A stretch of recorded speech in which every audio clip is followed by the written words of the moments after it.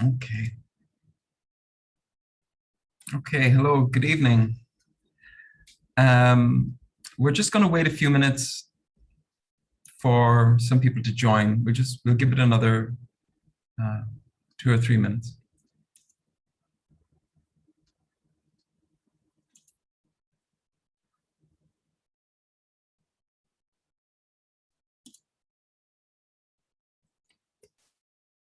Good evening, Jordy. I see Rich is there as well.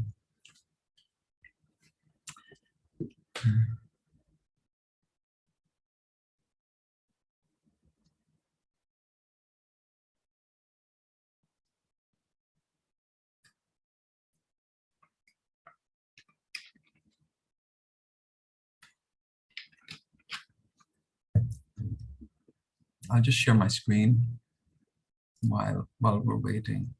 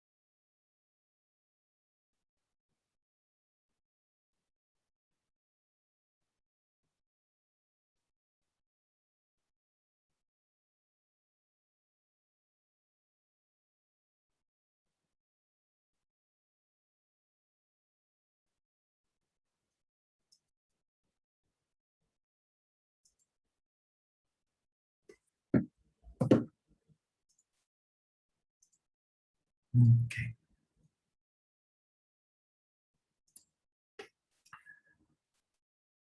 Okay. Uh, Benvinguts i benvingudes. Soc Kevin Flanagan. Aquesta tarda faré una presentació sobre l'economia social i solidària i cooperativa a Irlanda. Aquesta presentació és en anglès.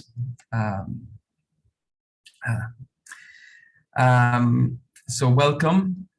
This is my name is Kevin Flanagan. This is this presentation on the cooperative and solidarity economy in Ireland is part of the program for the University of Girona's Setmana del País Convidat, in which the university connects with researchers that are working in different countries each year. So this year, the university has connected with researchers in Ireland. I've worked at the university last semester, teaching political science, and so I had a connection there, and so some people from the university reached out to me and asked if I'd be interested in making a presentation. So this presentation is, like I said, it's about the cooperative solidarity economy in Ireland. I'm just finishing my doctorate in anthropology with the University of Maynooth. I hope, I presume people can hear me. Can somebody send a message and tell me I'm not talking to myself? So I'm just finishing my doctorate with the University of Maynooth which is in Ireland. And I've been doing research in Barcelona on the subject of the commons, the policies of the city council related to the subject of the commons. And through that investigation, I became really interested in the cooperative and solidarity economy and participatory democracy. So this this presentation isn't about my doctoral thesis and my research. It's actually about my involvement and interest in the cooperative and solidarity economy in Ireland. So what I think could be interesting, my idea for this presentation is that basically the presentation will be largely about the cooperative and solidarity economy in Ireland, but I'm hoping that there are some people here from Catalonia who have an interest also in the solidarity economy, and perhaps afterwards we can have some discussion about the different experiences of the cooperative and solidarity economy. Let's see how it goes. The presentation will probably take between 25 and 30 minutes. I'll try to not to go on too long. So what I'll do now is I'm going to start the slides. Yeah.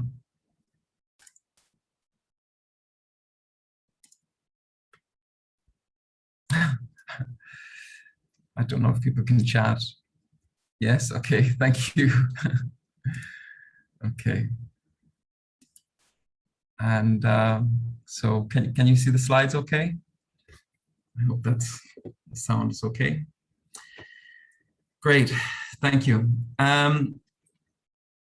Okay, so what I'll start with is a little bit of a history of the cooperatives in Ireland, a little bit of the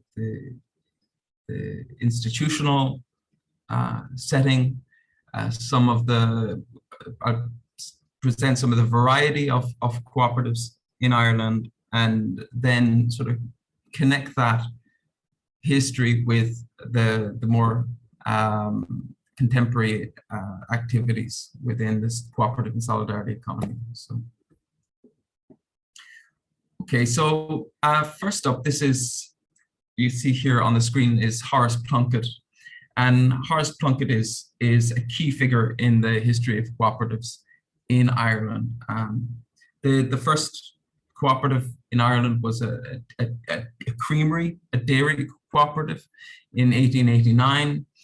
And cooperatives quickly were promoted by I mean, Horace Plunkett, he was a champion of the cooperative model as a model for rural economic development for a lot of smallholders, small farmers, small dairy farmers.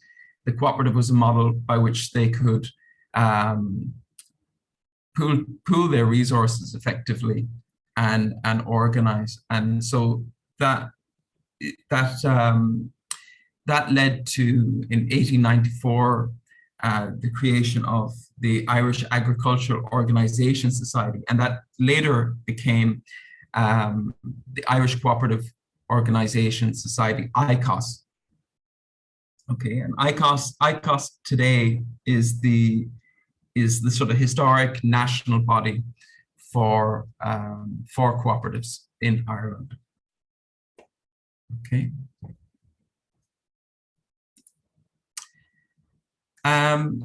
Just to, I won't say too much about the history of cooperation in Ireland. I would say that the early cooperative movement, you know, in the early part of the 20th century, you have to try and understand the context. Ireland was in the process, a decolonial process,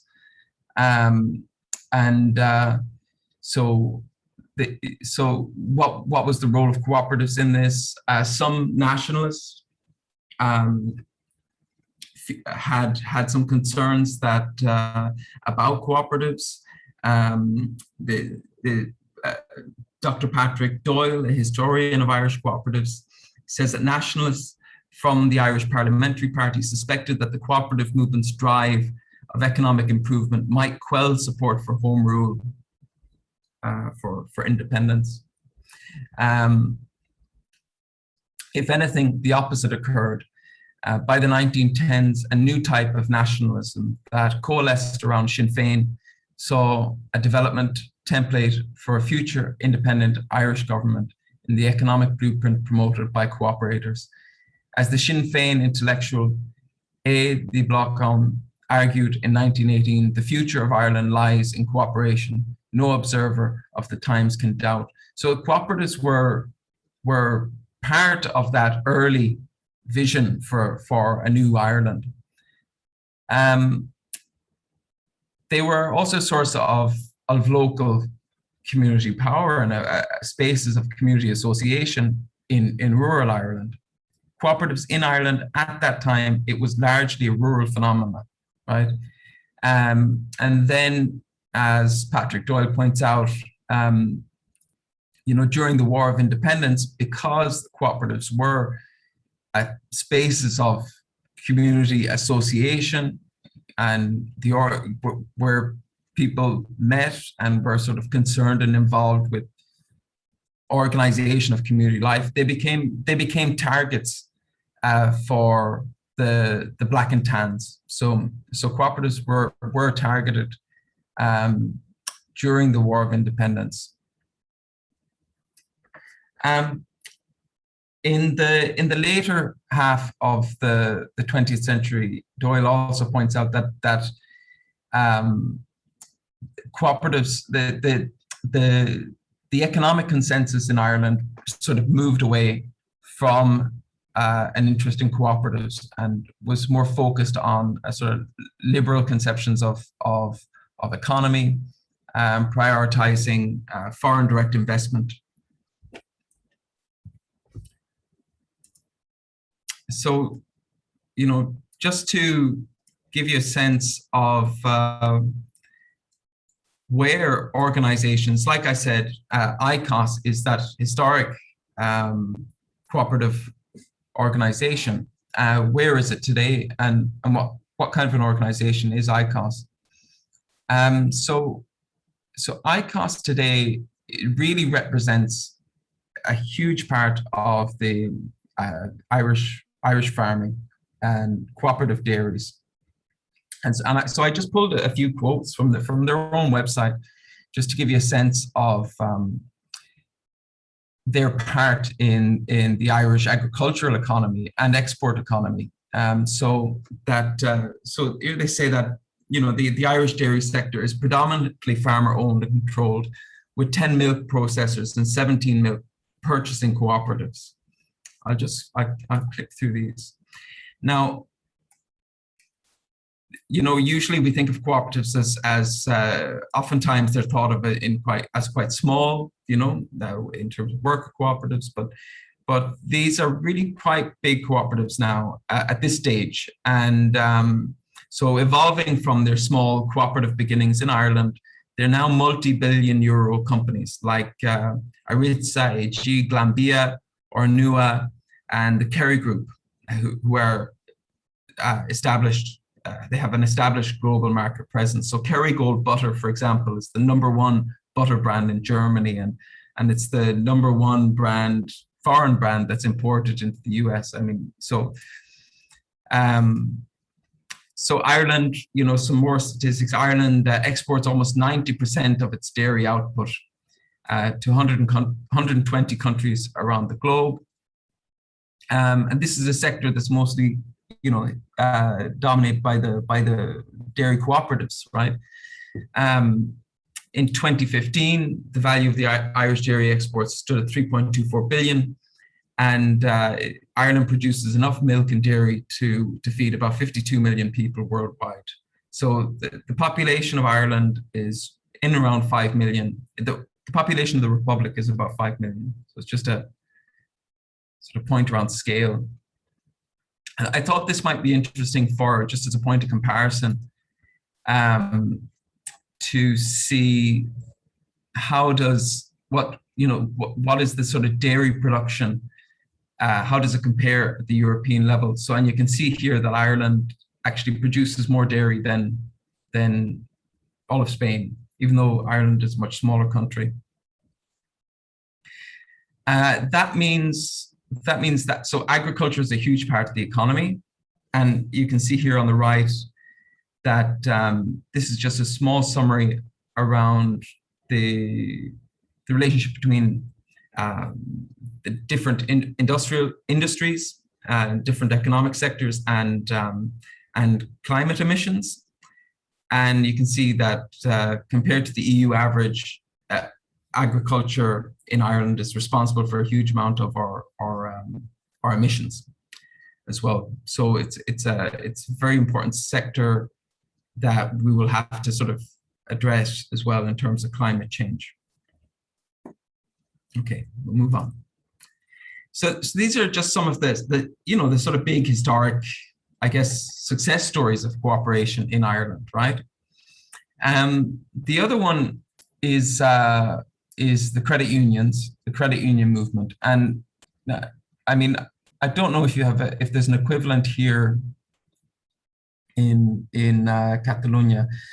Credit unions are not banks, and they offer many similar services, savings and loan facilities. Members, they are cooperatives. Credit unions are cooperatives.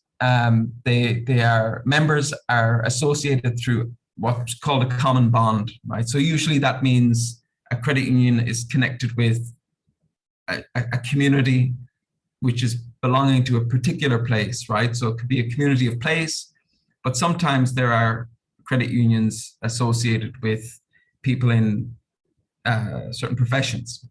I think I came across a credit union that belonged to, the guards, the police at one stage, or sometimes the union members might have a shared credit union. Credit unions are democratic, they're member-owned and not-for-profit, and any surplus generated is reinvested or distributed to members as dividends. The first credit union established in the Republic of Ireland was in 1958.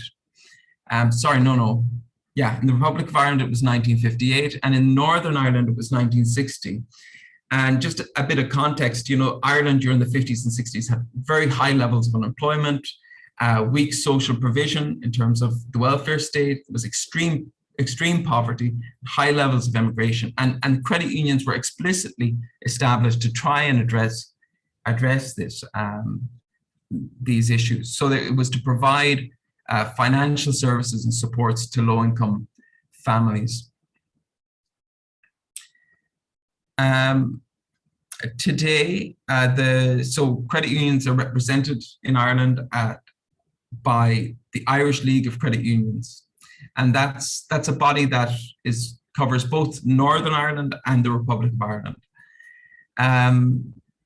The ILCU have 3.6 million members throughout the island of Ireland, right? So that's, the Republic is about 5 million in population. There's about 1.8 in Northern Ireland. So that's, half the population of the country are members of local credit unions, right? It's not one single credit union. It's all these local credit unions, and there's credit unions in you. It's not just to say that they're in every town, but there's credit unions in different neighborhoods, villages, all over the country. 212 credit unions in the Republic of Ireland. Now, yeah, I'm just going back here just to say, just before I move on from credit unions, I put a picture here of my credit union, which is in my hometown of Galway, St. Columba's Credit Union, and it's hard to sort of say how important these are for communities as an accessible source of finance. And like for me as a student, for members of my family, credit unions have always been really important. I went to the credit union to get support for student loans, things like this, and even for doing my PhD, the credit union have been really supportive. Where it could be more difficult to get financial support from the banks. So just to, okay, I'll kind of move on from that. So they're the two big sort of success stories, cooperative success stories that in Ireland, but they're nearly so big as that a lot of people might not even be aware that they are cooperatives or cooperatively owned, and they're just a feature of Irish life. The dairy cooperatives, farmers cooperatives, and credit unions. The other cooperatives, another very common cooperatives, are these community development cooperatives. I have a little map here. This is they became very popular during the 1960s. I don't know if you can see these maps, and the one in the top left shows Irish-speaking areas. So this is the Gaeltacht. This is where the parts of the country where people still speak the Irish language as a first language, and these areas are historically have, these are rural areas. Historically, they have had economic problems, huge immigration. That continues today, and the community development cooperatives were one of the ways in which communities were able to organize and try to address those needs for local economic development. So you can see down all along there, along the west coast, there are lots of cooperatives in these Gaelic-speaking regions. One example here is that I wanted to show you, sort of a contemporary example, is when you have Ilan Aran, the Aran Islands Energy Cooperative, which has developed out of the Aran Islands Community Development Cooperative. The Aran Islands, you can see on the map, I have a map of Ireland there. The Aran Islands are 3 small islands off the west coast of Ireland, and they're small islands, small rural population. Economy is mostly dependent on tourists. It's quite the landscape is very rocky. It's difficult to farm. These were fishing communities at one stage. There isn't so much fishing now. But these small communities are highly dependent on imported energy. And so one of the, so this community cooperative in Ireland has been sort of spearheading I don't know, it's been a model for developing a model of community-owned energy, cooperative and community-owned energy in Ireland, and their aims are to be energy independent from fossil fuels.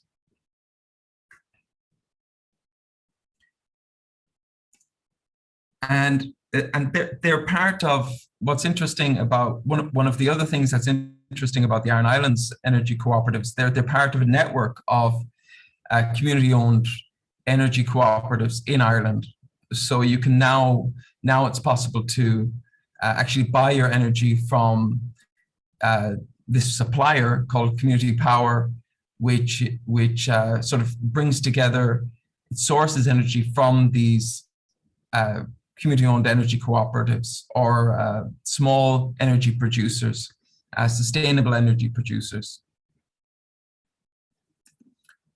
So if you have, if you have a little, wind turbine or some solar panels, and you've got some surplus electricity, you can sell it on to Community Power, and they will sell it on for you. Just these community development cooperatives, they're not just involved in energy. They obviously they were multi-purpose cooperatives, and they're not only in the Gaeltacht. The East Clare Community Co-op, is sort of established for nearly 30 years. It's non-profit. It's just an example of the different things that these community cooperatives get involved in. They have a community cafe, a kitchen, they run training courses, all kinds of training courses. They have a second-hand shop, community garden. They offer family support services, counseling, all kinds of things, right? So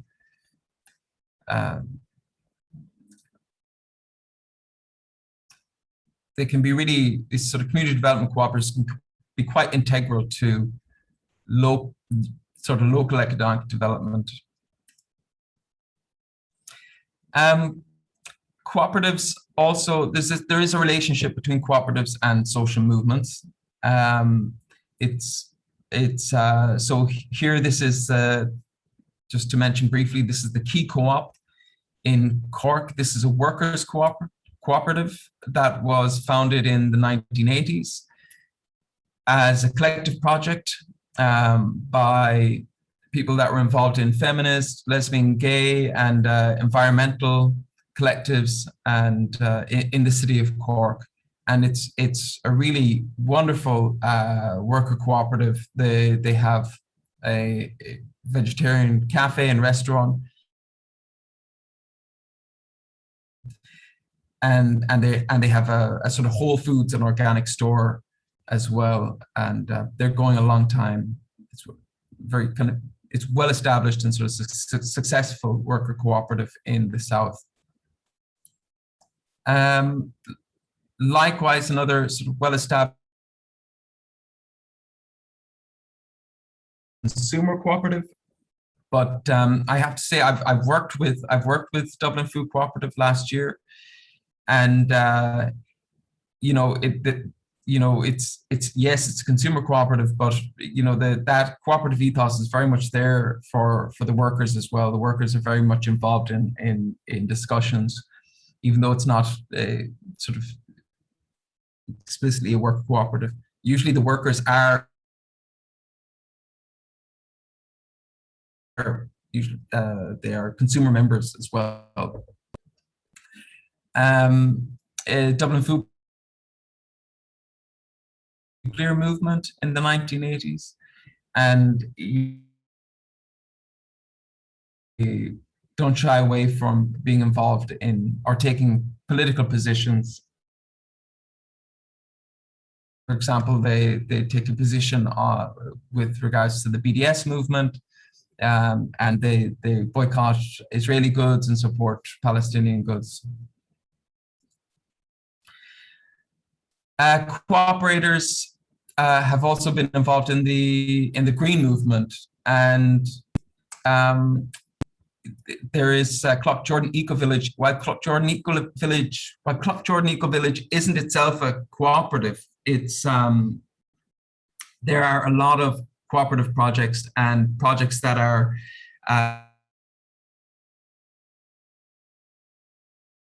and a sort of social commitment.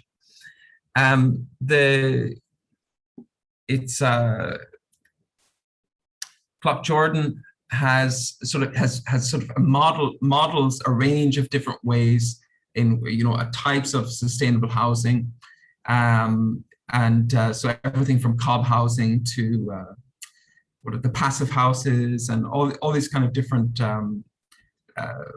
models for sustainable housing. They have been one of people there have been involved in promoting co-housing and cooperative housing in Ireland. They also have community supported agriculture there. There is Cultivate Cooperative is also based there. They do training, they do events, they've done events, cooperative events. I've worked with them on cooperative events. They also do permaculture courses, and there's also a Recreate. Recreate is a rural, I guess it's a rural makerspace. They have all kinds of fab lab equipment for small scale production on site in the Eco Village as well. So Recreate is really a great little center that they have there. So just to move on, because I know I'm going with time, I hope this has given you a sense that there's some diversity. There's also a lot of housing cooperatives as well. More recently, there's these housing cooperative developments, and as always, this presentation, I'm leaving things out. I'm missing things for sure. I'm thinking about this now. When housing cooperatives there's a lot happening in terms of housing cooperatives, and I just didn't have time to include that in preparing my presentation. But just to say about a little bit about the context again, about some of the challenges that people involved in cooperatives in Ireland face. So in terms of economic development, there has been this sort of liberal approach, and government policy for economic development at all levels is sort of focused on foreign direct investment and the development of private enterprise. So training and grants are government training and grants are largely directed towards development of limited companies, right? And if somebody goes looking to start a business, the first thing that they will, if you go to any of the support training centers, all they know about really is limited companies. They wouldn't know anything. It would be unusual to find somebody who knows something about cooperatives. Yeah. So the other thing is that the other side, in terms of the social economy in Ireland is largely focused on charities and social enterprise. Social enterprise, which again is a sort of an individual model, right? It's like you have a social entrepreneur who is sort of leading the project, rather than a sort of collective, right? Rather than an enterprise that's collectively owned or democratically managed by the community. So the cooperative model doesn't feature in public policy for the social economy. In terms of education, there are sort of degree and postgraduate courses in Cork, and which are great. And there's as I said, ICOS is largely dominated by agri-co-ops, and it's shaped by this large agri-co-op sector, so that even the training that ICOS offers or supports, it's directed towards rural and agricultural cooperative sector. So at the institutional level, certain cooperative forms that are sort of privileged more than others, right? So you don't see any support for worker cooperatives, for example, or consumer cooperatives, and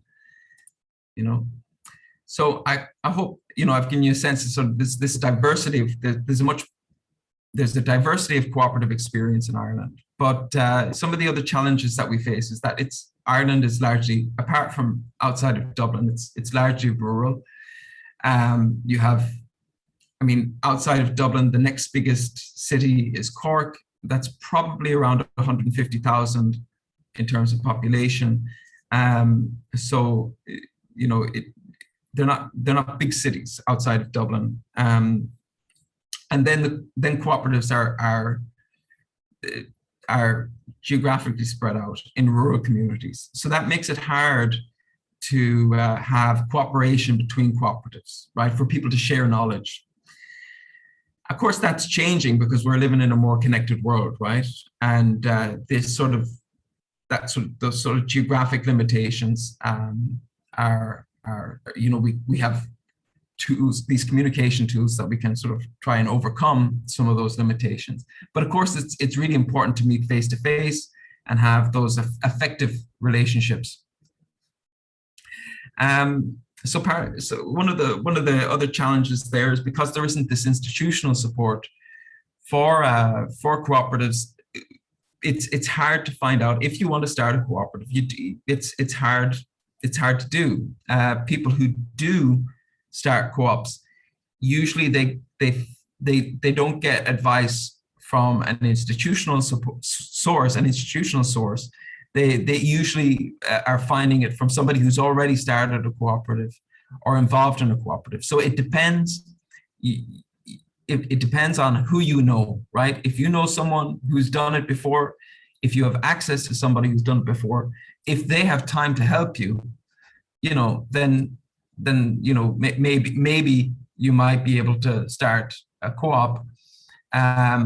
At the same time, then legal advice, right? It's very hard to get legal advice because lawyers just don't really know a lot about cooperative models. So anyway, these are among some of the reasons why many people in Ireland, even people who have a sort of interest in cooperatives or share the cooperative ethos, they oftentimes people just take the easy route and they start a limited company.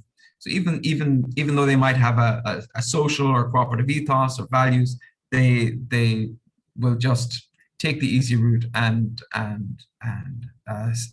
start a limited company. And that it's just part of the context, right? It's not there's no judgment here, right? Yeah. All right, we go on to the next one. Yeah, the other thing is that there's so just finally there's no the cooperative model does not have any general promotion, right? So there is sectoral promotion, right? The agri-co-ops, they work for themselves, right? There's the housing co-ops, they're doing their own thing. The credit unions, they do their own thing, but there's no sort of general connection between them. They don't really work together, right? So as such, the diversity of cooperatives isn't represented by any collective form of association or representation at the national level, not really. So this context has been quite frustrating for people with an interest in cooperatives, and over the years people have tried to organize in different ways. So just to be completely clear, I'm a member of this network, the Solid network. So, and I've been involved from the start. So I'm not, I have I'm biased here, right? Okay, so a group of us, we first met. So this is Solid Network. It's a network for the cooperative and solidarity economy in Ireland, and we first met in January 2020 at the Unite the Union building in Dublin. The meeting was a meeting of cooperators from the north and the south, but not only cooperators. And there had been previous efforts to start a cooperative network, a worker cooperative network in 2012, but it had lost some energy. So there were people coming from that experience to this conversation, right? So are we going to try and create another worker cooperative network? Is that what we want, or are we going to do something else? So the cooperative values were obviously central to our interests, right? To the ethos of the network. We wanted to, what we want to do is we want to foster the cooperation between different types of cooperatives to share experience. And but we also want to build links of solidarity with those who share our values but are not cooperatives. Like I said, there were many people and people who came to our meeting who had created limited companies but had a cooperative ethos. So we didn't want to have an exclusive model based on the legal form. So during 2020, we met regularly online. We received some funding from Solid Fund. That's the UK Worker Cooperative Solidarity Fund. That support helped us to organize a process to co-design a founding charter and governance documents. Together, the group share a conviction that cooperatives have an important part in fostering democracy in communities and in the workplace. And through that sort of co-design process, we developed a shared vision for an Irish solidarity economy. So we launched in 2021. Like I said, it's an all-island network. So we have members from the north and south. At the moment, we have individual members. I think it's about 40. So we don't have organizational members. So our members are individuals that are part of cooperatives and different, not only cooperatives, could be community associations, land trusts, different projects, artist groups. So at the moment, we're entirely volunteer run. Solid Network is unincorporated. So we have not yet incorporated, and we're funded by members. Apart from the funding we got from the Solid Fund, we're member funded. We use tools like Open Collective to raise some funds to help cover our costs. What do? We organize meetups and events. We have communities of practice. So they're groups that get together to share knowledge about particular areas of interest. So we have a community of practice of founders, cooperative founders, who sort of want to share their particular experience and discuss problems related to management of cooperatives. We have another one which is about cooperative finance, community shares, loan stock, things like that. And I'm involved in discussions to have another one about cooperative education. Our activities are in person and online. It's a mix. And they're not only for members, right? So we want to have a connection with, where our aims are to support anyone interested in the cooperative and solidarity economy. We do most of our coordination online, and we use these tools like Lumio for democratic decision making. I'm kind of aware now I've taken up most of the time, and I haven't actually talked about who our members are. So, just, I don't know if I'm able to, if I can share the screen.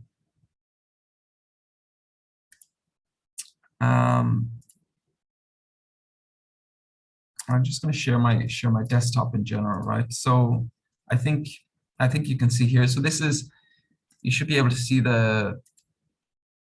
this is our open collective. You can see that we have it's 43 contributors. Some of those are organizations, but it's roughly 40 members here across the whole country. So in terms of projects from the north, we have people involved in the Belfast Cleaning Society, Alice McLarnon, that's a worker cooperative that offer cleaning services in Belfast. Trademark Belfast were important in helping get the Belfast Cleaning Society off the ground. Trademark have been involved in the trade union movement in the north, and they also help start cooperatives. They have a really fantastic podcast. I don't know if I can pull it up here.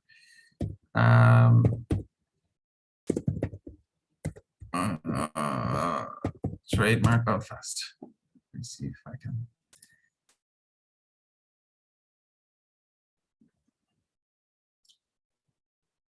So, yeah, they're involved in lots of great things. They've got a great, really great podcast that I highly recommend. They're involved with the podcast network as well. Cooperative alternatives in the north. Tiziana O'Hara, she does cooperative development. She's involved in supporting a lot of different cooperatives, getting them started up in the north. In the south, we have SOA. It's self-organized architecture. They are a group of architects that do research and help promote different models of sustainable housing, co-living, interested in cooperative housing, community land trusts, all that kind of stuff. The Urban Co-op is based in Limerick. I think it's a worker cooperative. It's some like the Key Cooperative in Cork. It's sort of whole foods, organic foods, local food producers, and things like that. Unáid is in Galway. Unáid is a social co-op. It's a multi-stakeholder cooperative. They've been involved in it's a social co-op, so a lot of the work they do is in working with social care and the area of mental health. So Unáid have been involved in setting up a mental health cafe in Galway. That's a drop-in cafe for, rather than people who have mental health issues, rather than them having to go to the hospital if they need some care, they can just pop in to the mental health cafe and find somebody to talk to, right? It's there's just a bit of support and solidarity there. The other thing Unáid are involved in is doing co-design. They're working with different groups in Galway on co-design of services, healthcare services, with different groups that use the public healthcare services. So they're doing co-design with them. Bike workshops on Metal Ruther is they're upcycling, recycling bikes in Galway, and it's a collective and a cooperative as well. Undercurrents is an education cooperative. They're sort of connected with the that coming out of people who've been involved in the feminist movement there in Galway. I kept here two more. There's Open Food Network Ireland, which I don't know if you're familiar with Open Food Network. These last two are really examples. I mean, all of these examples, there's quite diverse types of cooperatives, right? They're all quite different and present examples of cooperative possibilities, right? And Open Food Network and Resonate, we have a member, Rich, who's just joined, who's involved in Resonate. So these Open Food Network and Resonate are both examples of platform cooperatives, right? So these are digital cooperatives that they have members and people involved really from all parts of the world, right? So Open Food Network is about connecting local food producers all over Ireland. I don't know if my internet's working well. If you can see, they have, you can put in your orders here. There's a map of food producers throughout the country, local food groups throughout the country that are involved in the Irish Open Food Network. And Resonate is a cooperative alternative to Spotify. So we've got really diverse members there and really diverse and different experiences of cooperatives. I've realized that I've gone way over time and I've made a big long presentation. I was hoping that we might have time for conversation, for a little discussion, if anybody's interested. I don't know if that's possible. I don't know. Oscar is there. If Oscar is still there, I'm going to turn off the screen sharing now. I don't know if we can see each other. Gallery view. No.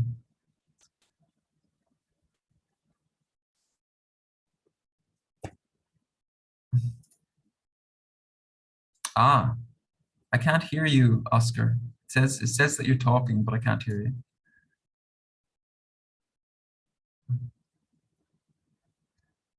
Are young people participating? There's a couple of questions there. That's great. Are young people participating in the cooperatives? No, that's something that we really want to work on.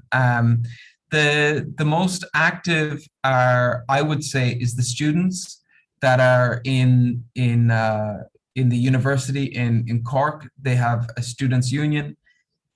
It's not the students' union. There's student societies, and there's a Students for Cooperation there in Cork, and they're very active, and that's very encouraging.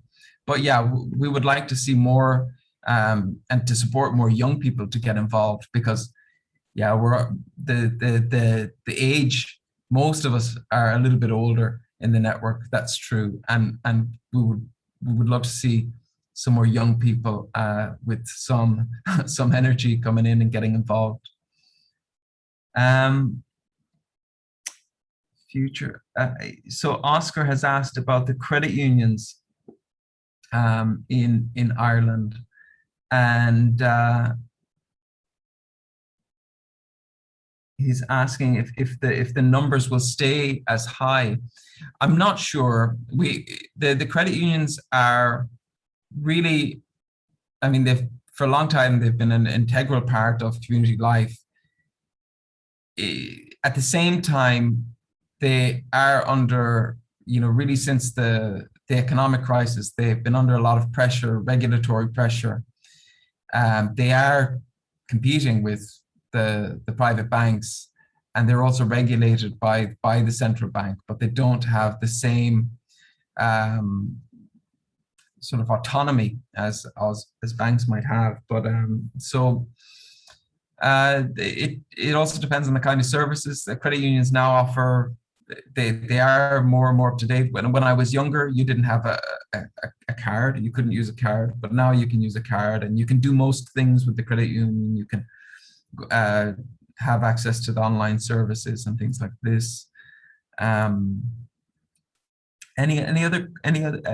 You can do most things that you would do with a bank with a credit union.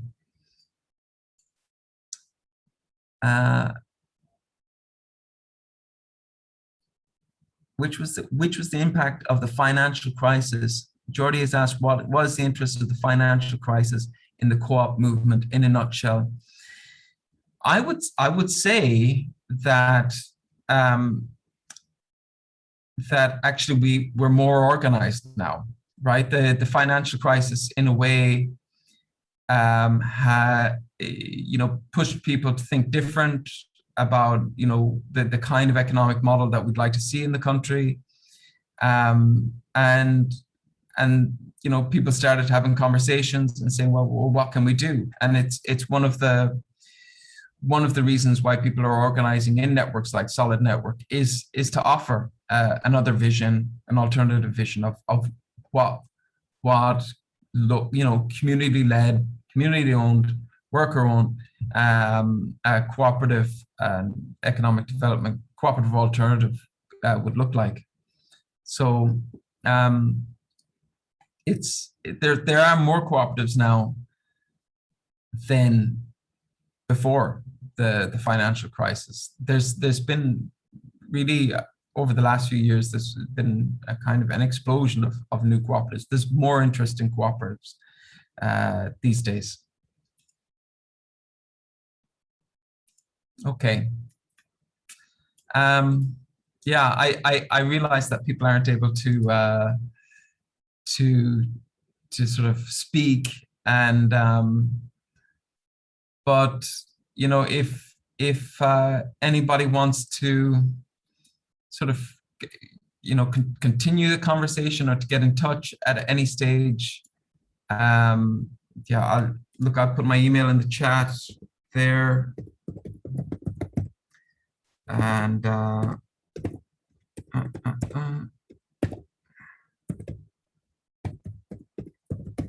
yeah, and of course we'd love, with Solid Network, we'd love to connect with and share and learn from the experience of people who are involved in the cooperative and solidarity economy in Catalonia as well. So I just put my email there. It's 8 o'clock. I'm sure people have to move on with their lives and get on with things. So any final questions? Any last questions? Okay. I'll let you, I'll say goodbye, and I wish you a good evening, and thanks for attending. Okay. Best wishes. Bye-bye.